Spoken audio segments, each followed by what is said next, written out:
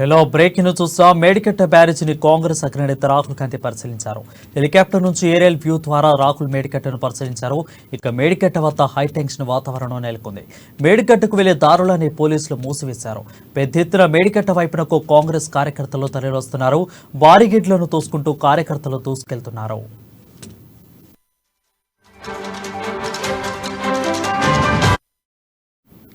ఇక స్థానికంగా 144 సెక్షన్ అమల్లో ఉందని అనుమతి లేదని పోలీసులు కార్యకర్తలను అడ్డుకుంటున్నారు. దీంతో పోలీసులకు కార్యకర్తలకు వాగ్వాదం చోటు చేసుకుంది. పోలీసులు కాంగ్రెస్ కార్యకర్తలు పరస్పర బాకాబాకీకి దిగారు. కాంగ్రెస్ కార్యకర్తలను పోలీసులు చెదరగొట్టారు. కాంగ్రెస్ కార్యకర్తలు బీఆర్ఎస్ సర్కార్కు వ్యతిరేకంగా పెద్ద ఎత్తున నినాదాలు చేశారు. రాహుల్ వెంట TPCC chief Revanth Reddy, Manthani MLA Duddilla Sridhar Babu, MLC Jeevan Reddy ఉన్నారు.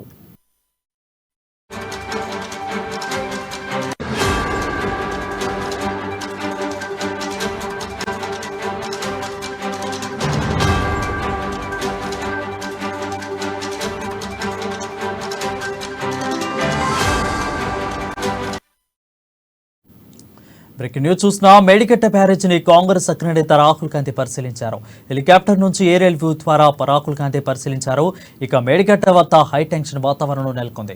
మేడికట్టకు వెళ్లే దారులని పోలీసులు మూసివేశారు.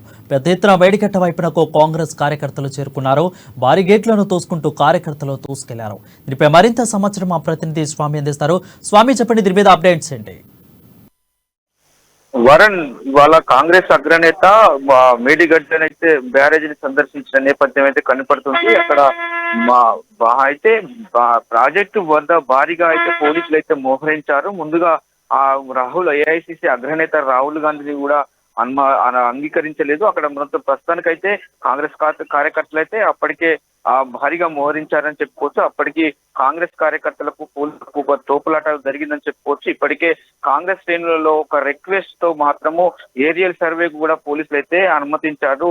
దాంతో ఆయన రాహుల్ గాంధీ మాత్రం హెలికాప్టర్ లోనే కూడా మేడిగడ్డను పరిశీలించారు. పూర్తి స్థాయిలో కూడా మొత్తానికైతే ఏరియల్ సర్వేగా మాత్రం చేసిన నేపథ్యం అయితే కనపడుతుందని చెప్పుకోవచ్చు. మేడిగడ్డ సందర్శన ముందే రాహుల్ గాంధీ ఊహించిన విధంగానే కాళేశ్వరం ప్రాజెక్టు మాత్రము నాణ్యత లోపిస్తుందని చెప్పిన విధంగానే కూడా జరిగిందని చెప్తున్న పరిస్థితి కనపడుతుంది. ఇప్పటికైతే బీఆర్ఎస్ ప్రభుత్వం 1,00,000 కోట్ల రూపాయలతో కాళేశ్వరం కట్టామని చెప్పి గొప్పలు చెప్పుకుంటున్న బీఆర్ఎస్ ప్రభుత్వం అవినీతి, డొల్లతనం, మేడిగడ్డ బ్యారేజ్ పిల్లర్లు కుంగుబాటుతో కూడా బట్టబయలేదని చెప్తున్న ఆయన అయితే ఒక తీవ్రమైన కామెంట్ చేశారు. కాళేశ్వరం ప్రాజెక్టు నిర్మాణానికి కూడా కేటాయించిన డబ్బులు మాత్రము ఆ కాళేశ్వరం ప్రాజెక్టు కోసమే పూర్తిగా ఖర్చు చేసి ఉంటే ఇలాంటి అంటే నాణ్యత లోపించేది కాదని చెప్తున్న పరిస్థితి అయితే ఆయన ఒక తీవ్రమైన ఘటైన విమర్శలు చేశారని చెప్పుకోవచ్చు. ఇప్పటికే ప్రాజెక్టుకు కేటాయించిన 1,00,000 కోట్లలో కూడా సగం డబ్బులను దోపిడీ చేసి నాసిరకంగా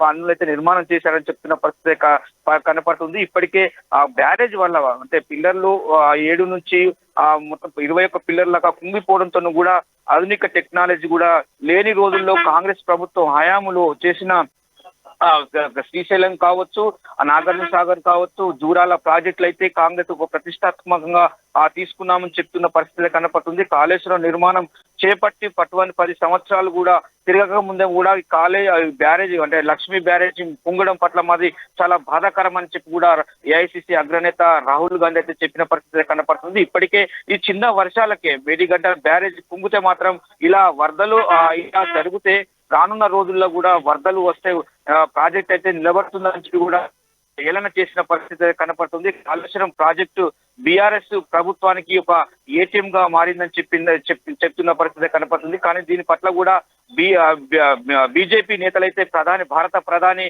మోదీ గాని, హోంశాఖ మంత్రి అమిత్ షా గాని ఎందుకు చర్యలు తీసుకోవట్లేదని చెప్పి కూడా ఒక హెచ్చరికలు అయితే దాడి చేసిన పరిస్థితి కనపడుతుంది. ఇప్పుడు బీజేపీ ప్రభుత్వం పైన కూడా ఏఐసిసి రాహుల్ గాంధీ కూడా ఒక అగ్రనేత ఒక సవాల్ ఇచ్చిన నేపథ్యం అయితే కనపడుతుందని చెప్పుకోవచ్చు. ఇప్పటికే కాళేశ్వరం ప్రాజెక్టును ఒక సీఎం కేసీఆర్ ఎలా డిజైన్ చేసి పంపుతారు అని చెప్పి కూడా ఇంజనీర్లు డిజైన్ చేసి పంపాలి, అది సీఎం కేసీఆర్ మాత్రము డిజైన్ చేసి పంపితే ఇట్లా ఎత్తిపోతల ప్రాజెక్టును ఎలా కడతారని చెప్పి కూడా ఒక అంటే ఒక ఆయన మాత్రం ఒక ఘటన విమర్శలు చేసిన పరిస్థితి కనపడుతుంది. ఇప్పటికైనా ఆ మేడిగడ్డ కూడా మేడిగడ్డను సందర్శించిన నేపథ్యంలో అక్కడ ఆ మేడిగడ్డ బ్యారేజ్ మాత్రము దీనికి పూర్తి బాధ్యత మాత్రము బీఆర్ఎస్ ప్రభుత్వమే వహించాలని చెప్తున్న పరిస్థితి అయితే కనపడుతుంది. ఇప్పటికైతే ఆ మేడిగడ్డ పర్యటనలో కూడా రాహుల్ గాంధీతో పాటు కూడా TPCC chief Revanth Reddy, CLP నేత మల్లు భట్టి విక్రమార్క, కాంగ్రెస్ రాష్ట్ర వ్యవహారాల ఇన్ఛార్జి మాణిక్యరావు ఠాక్రే కూడా కాంగ్రెస్ మేనిఫెస్టో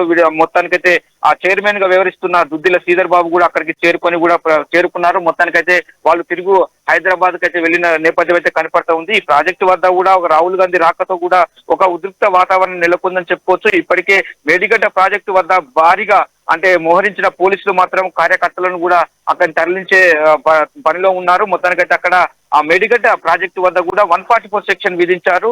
అక్కడ ఎక్కడి అంటే సందర్శనకు అమలు లేదని చెప్పి కూడా పోలీసులు అయితే అభ్యంతరం వ్యక్తం చేసినప్పటికీ కూడా దాంతో కాంగ్రెస్ కార్యకర్తలే కావచ్చు, అభిమానులే కావచ్చు, మొత్తానికైతే ఒక ఆగ్రహానికి గురై కూడా పోలీసులకు ఆ మోహరించిన బలగాలతో కూడా తోపులాట జరిగిందని చెప్పుకోవచ్చు.